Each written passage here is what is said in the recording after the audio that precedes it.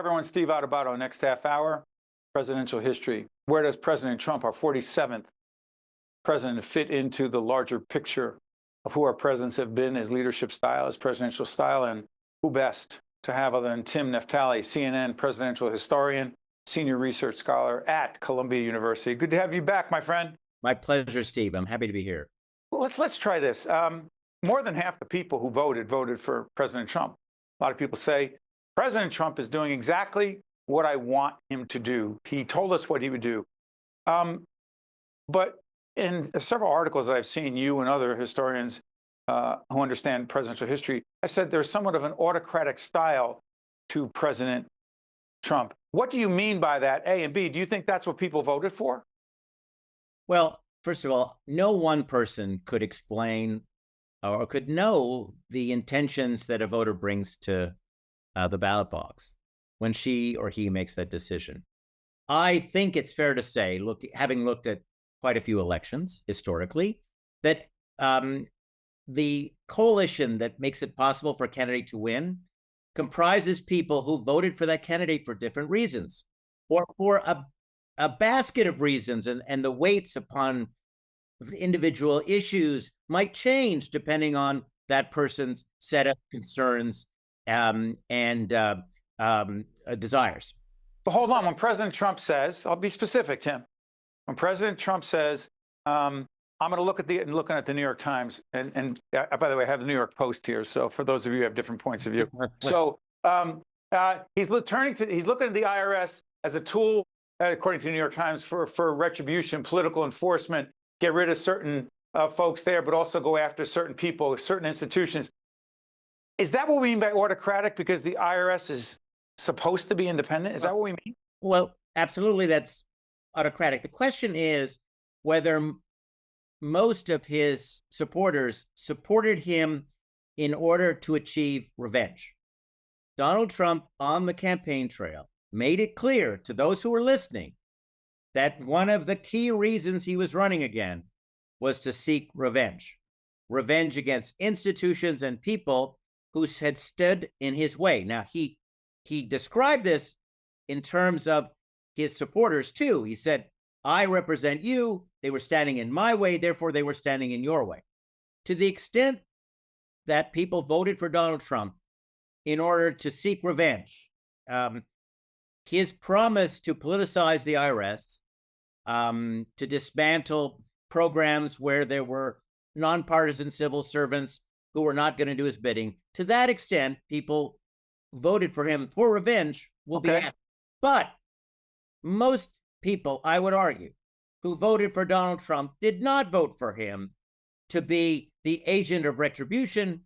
They wanted a solid economy, and they were concerned about inflation, and they felt that having a person who appeared to be feeble, I'm talking about Joe Biden, that's having someone like that as president meant the country was more insecure. I think that those are issues that motivated many, perhaps half of those who voted for Donald Trump. Those people wouldn't necessarily or at all be happy that the man they selected is now on a vengeance tour. But hold on 1 second, Tim. Let me play a little devil's advocate here. So, by the way, we're taping on the 22nd of April. This will be seen later. It's about history, context, but things are changing every day in the news. We're not trying to keep up with the news. However, if President Trump says, if I want a third term issue comes up, and he says there are ways around the United States Constitution, I believe it's the 22nd Amendment that says the president cannot serve 3 terms. When he says there are ways around that, what does that communicate to you about how he views the presidency? I'll just leave it at that. Go ahead, Tim. Well, when the Constitution. When President Trump floats the idea that somehow he could serve a 3rd term, he is posing a direct existential threat to the United States Constitution, and by inference to the United States itself. There is no constitutional way for Donald Trump to run for a 3rd term. It's prohibited by the 22nd Amendment. And the little game that some people have said he could play by running as J.D. Vance's running mate and then having J.D. Vance resign and thus becoming president, that game is actually prohibited if you read it carefully by the 12th Amendment. He can't do it constitutionally. Now, the fact that he's saying it. Go ahead. What does that say? What it means is it echoes 2020 when he decided to try to stay in office despite having lost an election, which is to find a way to force his will. And that's a danger. We've been through this once before. We've seen how this ends. We saw it in 2021 on January 6th. What is absolutely clear is that Donald Trump learned nothing from January 6th other than he didn't try hard enough to retain power. And by the fact that the American people reelected him for, I think, a complex series of reasons, he believes that he's been vindicated and that he will try to find a way to stay in office. I am convinced of that. So what would you say to people watching right now on public broadcasting, other platforms ago? What's the beef that Tim Naftali, as a presidential historian, has with Donald Trump? Trump was elected. His rate was, as we speak, his ratings are no better or worse. They were better than Joe Biden's were. Most people don't see, and if they didn't vote for all those reasons, whether it's the IRS, whether it's challenging the federal funding of public broadcasting, whether it's challenging the federal funding to colleges and universities, whether it's doing away with the Department of Education, Title $10 to local school districts for children with special needs, whatever it is. There's not a hue and cry, respectfully, Tim Naftali. The president has to abide by the Constitution. He has to be doing what the courts tell him to do. If he's saying, I don't know, I'll pick and choose what I want to go along with. Where's the hue and cry, Tim? Well, I like hockey, and other people might like football or baseball. I also like baseball, and I enjoy a great game, and I enjoy a hard-fought game, and I also appreciate when players play by the rules. I don't have a beef with Donald Trump as Donald Trump.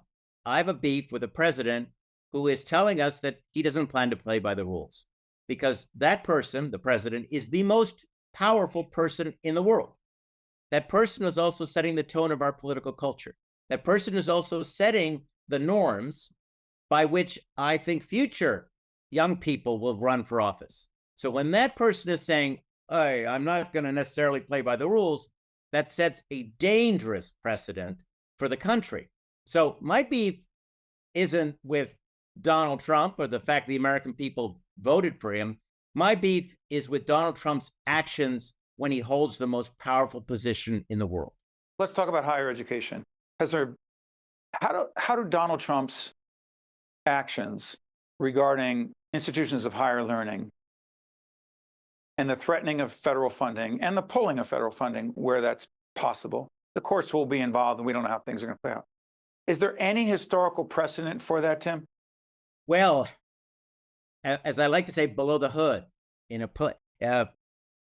the time of Richard Nixon really, really wanted to pull federal funding from elite institutions, as he saw them, that didn't crack down on anti-war protesters.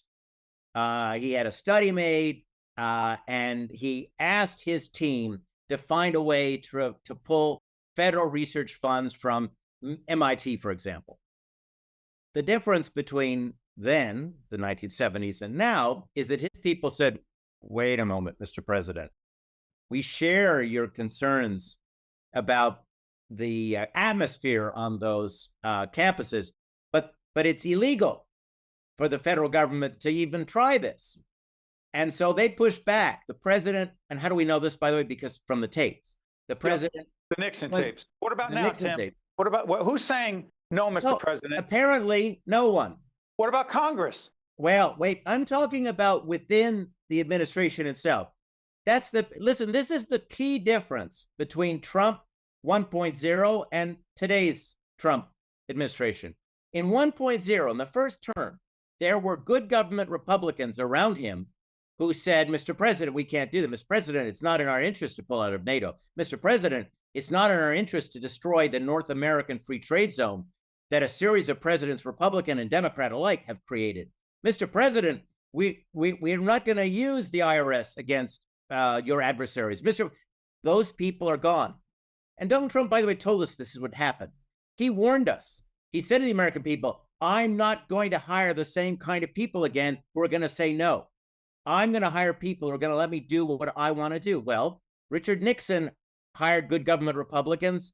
He often didn't like the conclusions that they reached, but he recognized that they understood and they were serious and professional. Donald Trump has hired people who will say yes to him, regardless of whether it is illegal or unethical. Does that include his vice president, J.D. Vance, who was different from Mike Pence, the vice president before, who clearly we know what happened on January 6th. We know the hang Mike Pence chance, the danger that he was in. And we also know what President Trump then said about him. Is part of this equation in terms of presidential style and the culture within the Trump presidency right now, that the vice president will not push back either, Tim Naftali? Well, in the Nixon case, Spiro Agnew was more corrupt than Richard Nixon. So he was also indicted. Yeah, but he wasn't that significant a player. Okay. But what about J.D. Vance? Does he matter here? Steve, this is a great point. We know about Mike Pence's role on January 6th, a noble role, a great constitutional role. It's yet to be really fully documented what role he played through the bulk of the administration in trying to keep the president, the first Trump administration on the we know what he did on January 6th. We know what he did on January 6th. I'm not sure that the vice president matters that much. Okay. I mean, as a position, there's no doubt that he mattered on January 6th. And maybe he also played a salutary role throughout most of the first term. I just can't say that about Mike Pence. I don't know. J.D. Vance, we know one thing about J.D. Vance because he's told it to us. J.D. Vance sees his goal, his job, as reinforcing President Trump's impulses. So it's highly unlikely that he has been preventing Donald Trump from doing what he wants to do. Now, we do have some contrary evidence that came through that Signal conversation where the editor of the Atlantic found himself a party to a discussion about an attack to be launched against the Houthi in Yemen. And there, J.D. Vance did show that he disagreed with the president, but I'm not certain that that was an indication that he was going to do anything about it. Tim, hold on one second. Since you mentioned the editor of the Atlantic who was in that call mistakenly, people can decide for themselves about confidentiality and security, et cetera, et cetera. But that being said, it also, because the Trump White House, including the press secretary as we speak for the president right now, they criticized the journalist. Larger question here. The relationship that President Trump has with the media writ large, other than the media that he likes and he believes is supportive of him, are we, so-called mainstream media, whether public broadcasting, whatever, are we, to him, in your opinion, the enemy of the American people, A, and B, is that consistent with any other president in history to this degree? I think to this point in our discussion, I'm certain that some of our viewers are thinking that this is a little one-sided. It wasn't. And also, I have you, so I must be part of the problem. So go ahead. So I take responsibility. I want to show how unusual President Trump is. Here's where he's not unusual. Most presidents have a tense relationship with the press. They don't like them. They don't like us. You know what? There's two reasons for it. First reason is when you get to be president, whether you've done it by selecting these people or not, you're surrounded by people who generally make you feel as if all your decisions are right. They certainly give you the impression that you have earned this enormous power and prestige that you hold. So when people criticize you, it's a little bit unusual.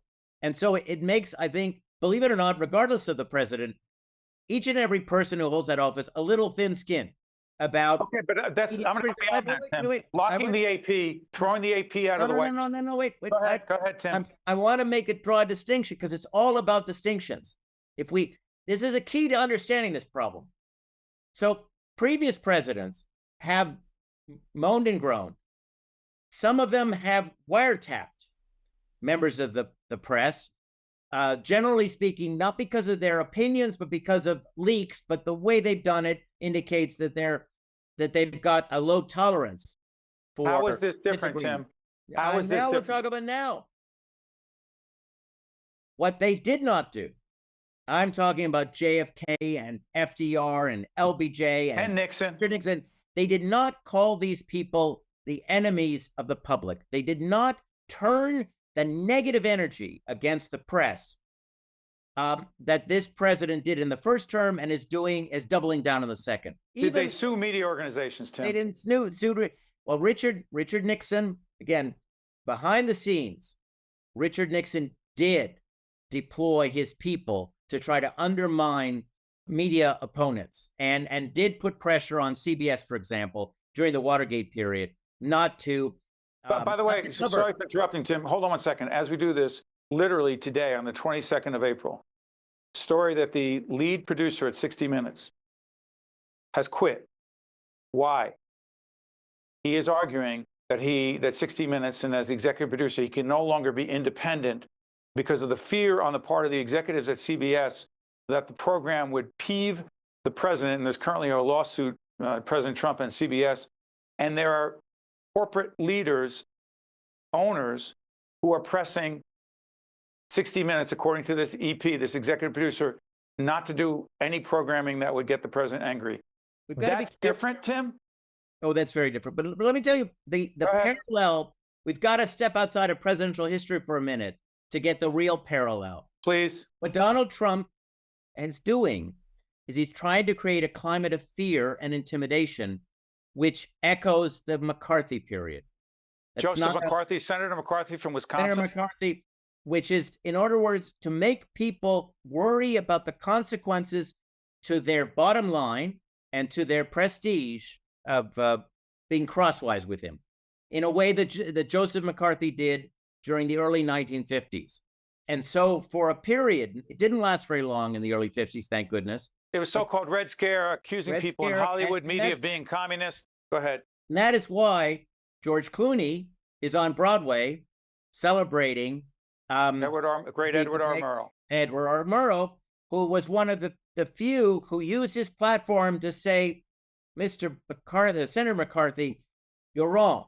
So in our history, we have seen instances where powerful people have used their platform to instill fear and intimidation in order to get their way.